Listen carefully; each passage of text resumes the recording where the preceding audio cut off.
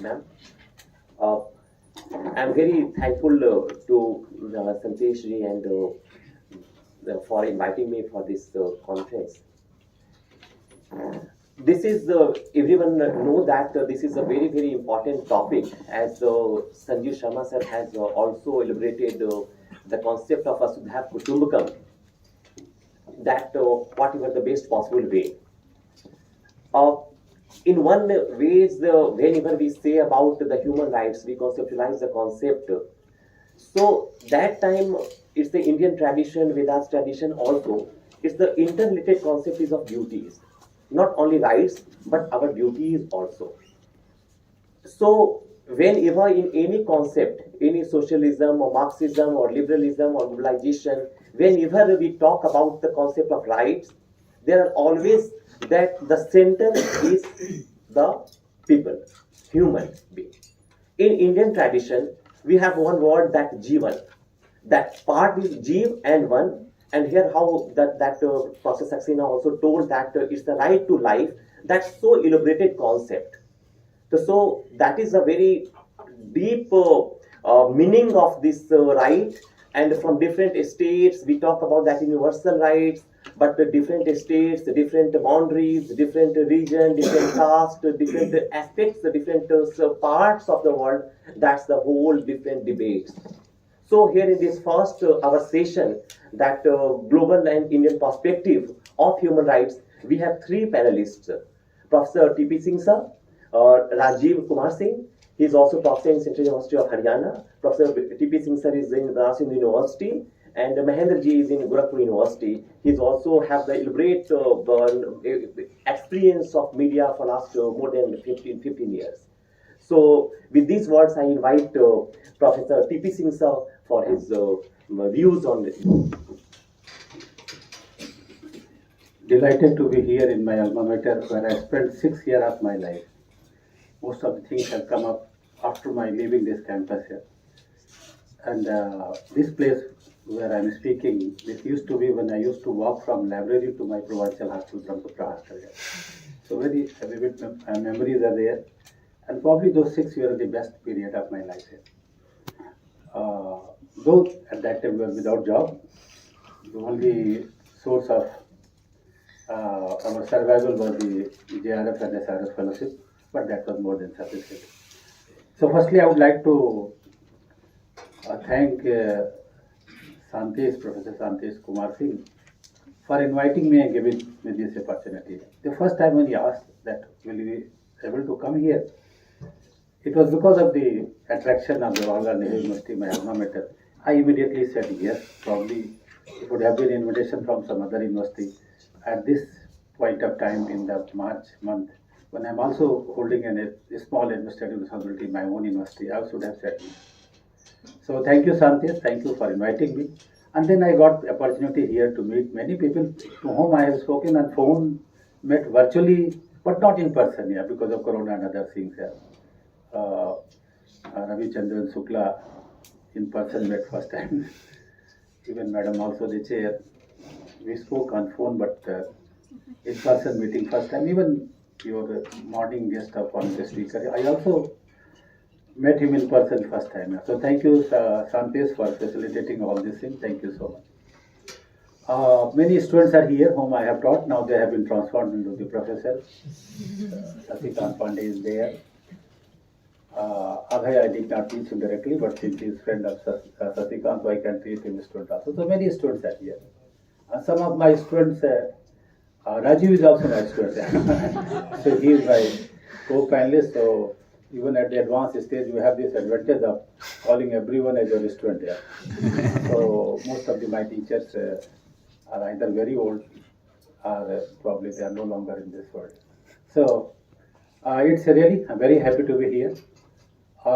This is the first time I'm not finding myself in my comfort zone here, because the topic is such that I can't treat it as a topic of international relation. That is my I'm a student of international relation. Usually I'm asked to speak on the topics of geopolitics. So that is our comfort zone here. But this is also of IR. This is also of Indian government and politics. When Nekhaji was speaking, so I was just thinking that speak in terms of constitution, etc. So the topic is very challenging here. And then both the perspectives are there, Indian perspective as well as global perspective. Initially, I had decided that I will start from Indian perspective because after listening Sanjeev Sharma, I thought better not to speak on Indian perspective because he has covered everything else. So then, for my own convenience, I will start from global perspective and then move on to Indian perspective because that is the expectation.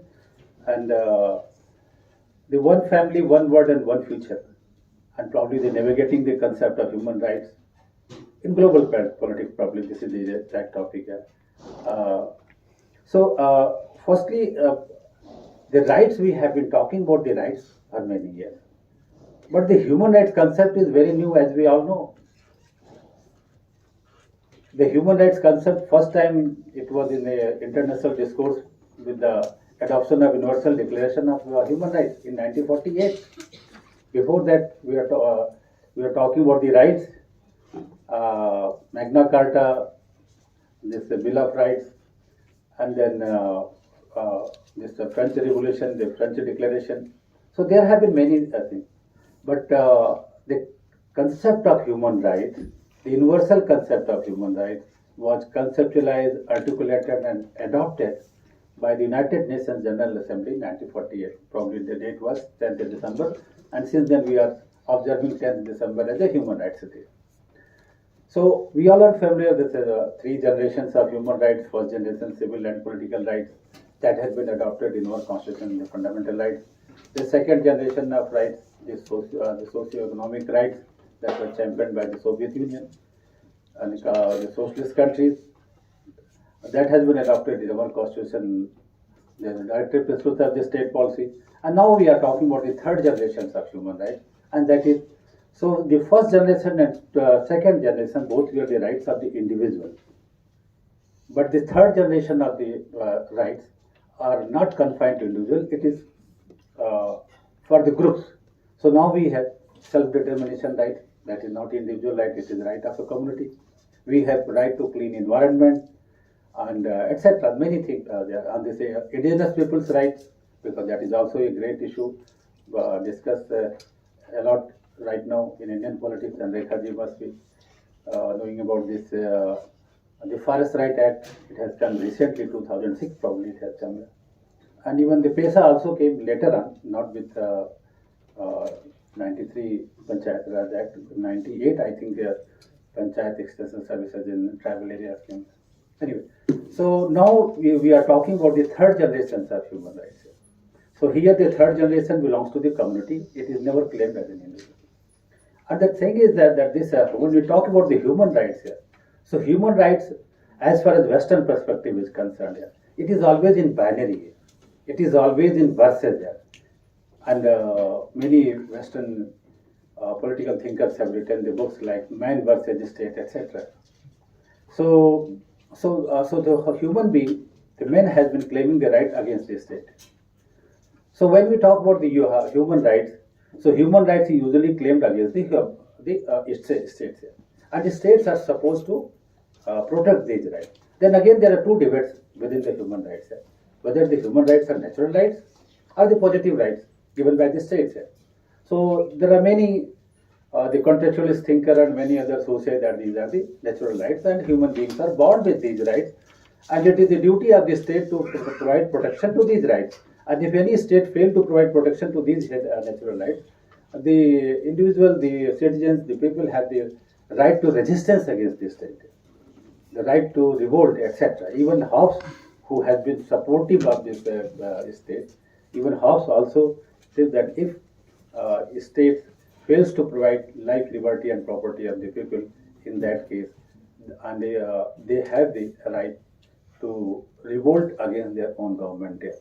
Anyway, so there is a one school of thought, the contextualists mainly, there are many others also, who say that the men are born with these natural rights. So this, so the state has to only recognize it and implement it.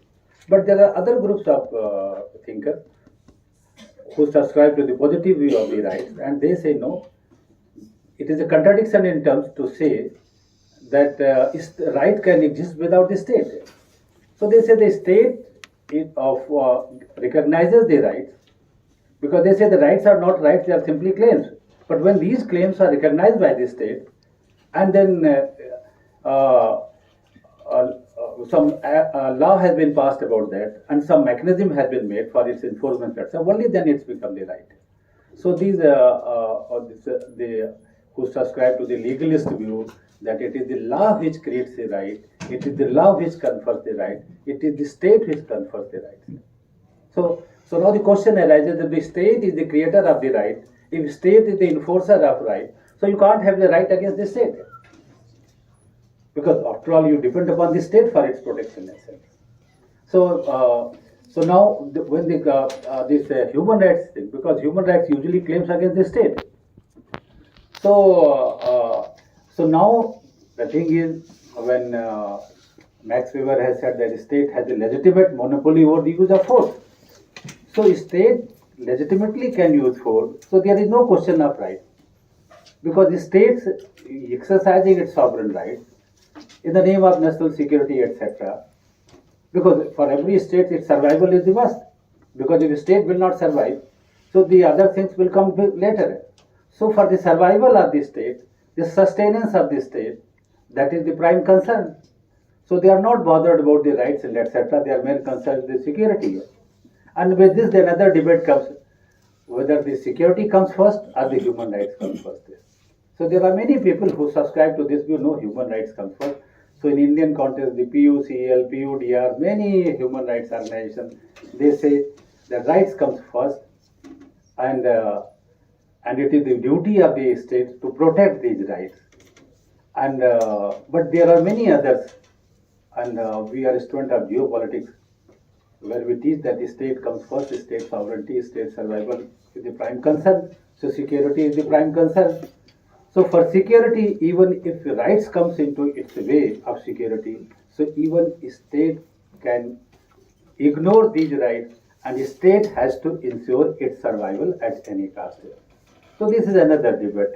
So now, okay, national security comes first, and even if national security is endangered, if national security is threatened, so there is no possibility that rights can be enforced, because rights can be enjoyed, rights can be enforced when law and order is there, security is there.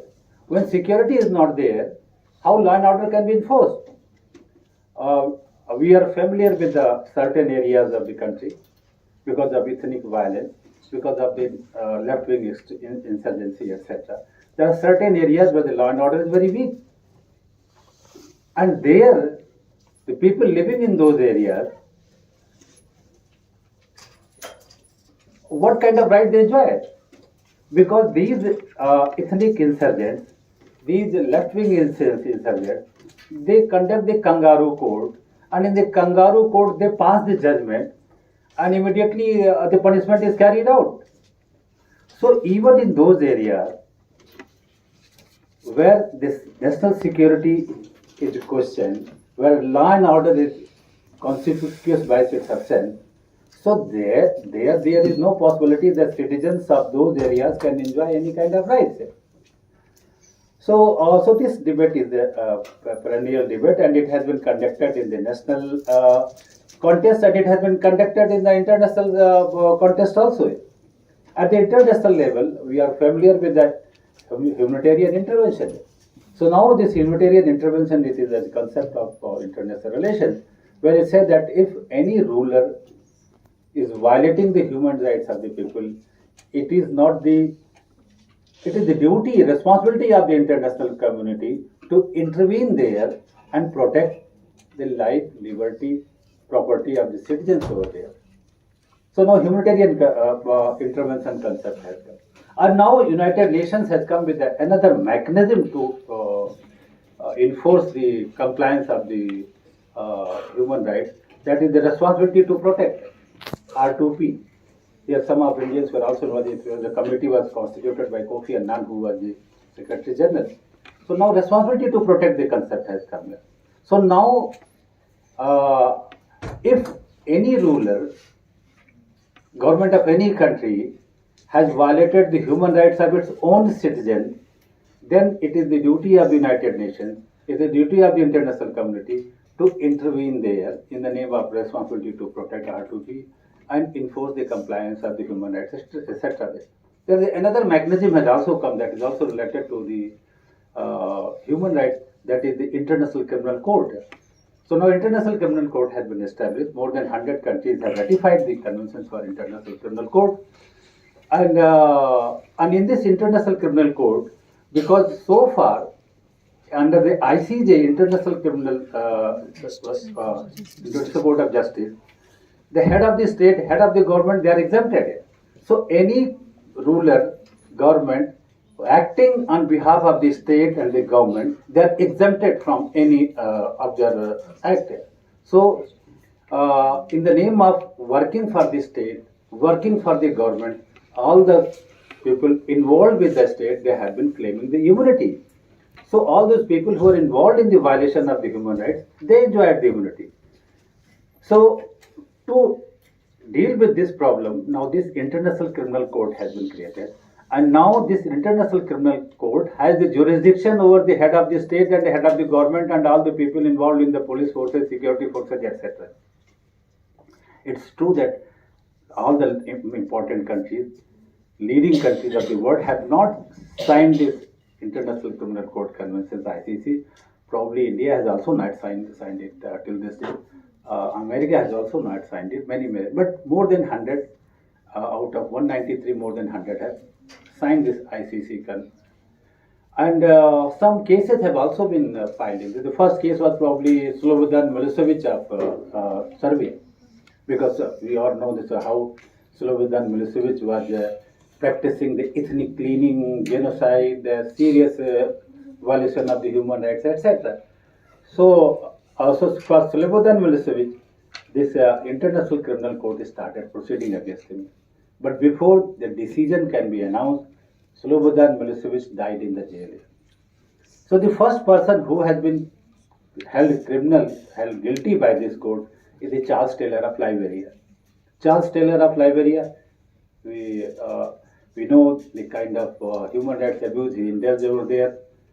He was controlling the diamond business in Liberia, and he has also gifted a diamond to Naomi Campbell, who is one of the leading model of the States of America. And then the Western media has given it the blood diamond.